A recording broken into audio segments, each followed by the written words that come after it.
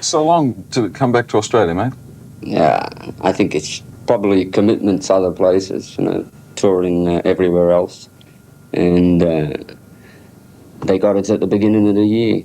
Usually around this time of the year in the rest of the world it's quiet, so they got us first. Did the fact that we're having a bicentennial have any other added attraction? Bicentennial? Incentive to get out here? Sounds a bit sexual with ACDC, doesn't it? Bye. Nah, it's nothing for us. It was just the right time. In fact, I didn't know until I got here that it was a bicentennial on. How much time do you spend in Australia when you're not working? It depends. Sometimes you can get here. Like last year, I got here twice. But before that, once in 3 years. So if ever I can get here, I try to get here. It's still the best city, well, for me, because I grew up in Sydney, so I know me way about. It's about one of the best cities in the world. Do you still think of Sydney and Australia as home? Yeah, for me, yeah. Though a lot of people from Sydney would probably deny it, but yeah, for me, it's pretty much. We've just had Pink Floyd come through town with a sensational stage show. How important is the actual staging to an AC/DC performance? Well, I think people want their value these days. I mean, they're paying big money to see a rock show. I mean, you've got to give them the value of what they're paying. I mean, I've never liked things done on the cheap, I think if you get to a stage, I think people really expect it of you. I mean, it's great to be able to walk in a small place, a small building, and just play, just for a thing. But I think when people are paying good money for something, they want to see something for that money. When the boredom, When the band first started, you kind of into a bit of a Superman costume, I believe, there for a while. I didn't know anything that was going. Gorilla suits, anything. But it was all for the same thing, make people look and see what was going on. I remember Bon Scott climbing all over the Hordern Pavilion on a spider web one night. We couldn't get him down. Do you think there'll come a time when we see AC/DC on stage without Angus dressed as a schoolboy? Well, the schoolboy always, which for me was always, it helped me, because when I put on the suit, I could hop on stage, and it gives me a bit of confidence. To be somebody else? Yeah, it does. It just, as soon as it goes on, you get this impish feeling, and as soon as I've got the suit on, nothing can go wrong. So it's always, for me, a bit of confidence. Yeah. Well, speaking of the old days, we're going to have a look at one of your greatest clips, I reckon. This is Jailbreak. Jailbreak.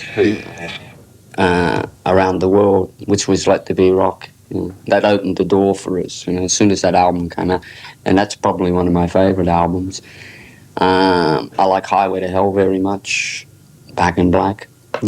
All those. Yeah. And I like the new one very much.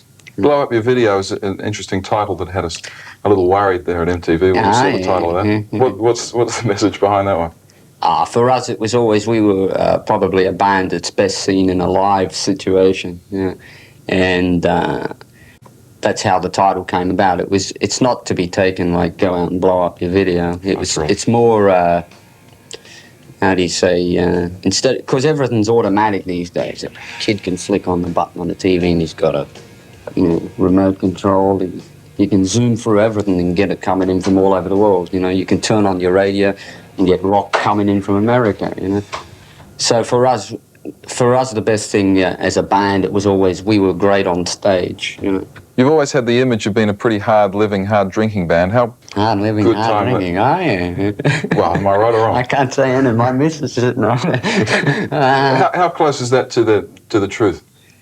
Well, I think a lot of it get bored. Certainly when I started, there was a lot of stuff floating around, And every time I used to go into America, I had every dope dealer in the world waiting backstage for me, But me, I drink tea, and at that time I used to drink milk in chocolate, I used to get dope squad people coming up to me and saying, what's the little guy on, And I would say, I eat chocolate bars. So they were running around with these little chemical kits trying to find out what this new drug was, chocolate, Yeah. So, but I think a lot of it's just over the years, I mean, the band itself, though, like to drink, I mean, there's a few fish among them, Yeah. The band's been described as many things. One of the tags is, of course, heavy metal. How do you feel about being called a heavy metal band?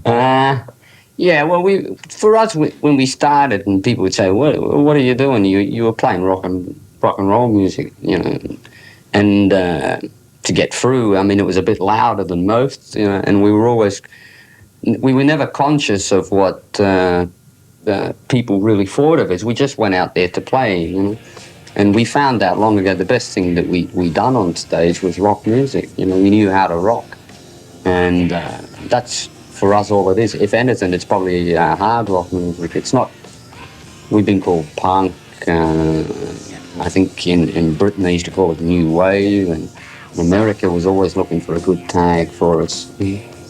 But I think we were far away from the heavy metal thing, you know, because that seems to have a. You know, they're all quite similar, a lot of these bands. You know.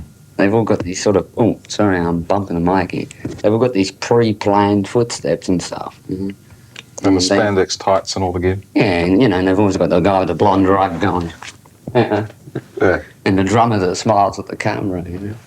So for us, we were always been, you know, we can only be ourselves, you know. I mean, that's how we are. I mean, we could never really pose. We were not a posy sort of a band, you know.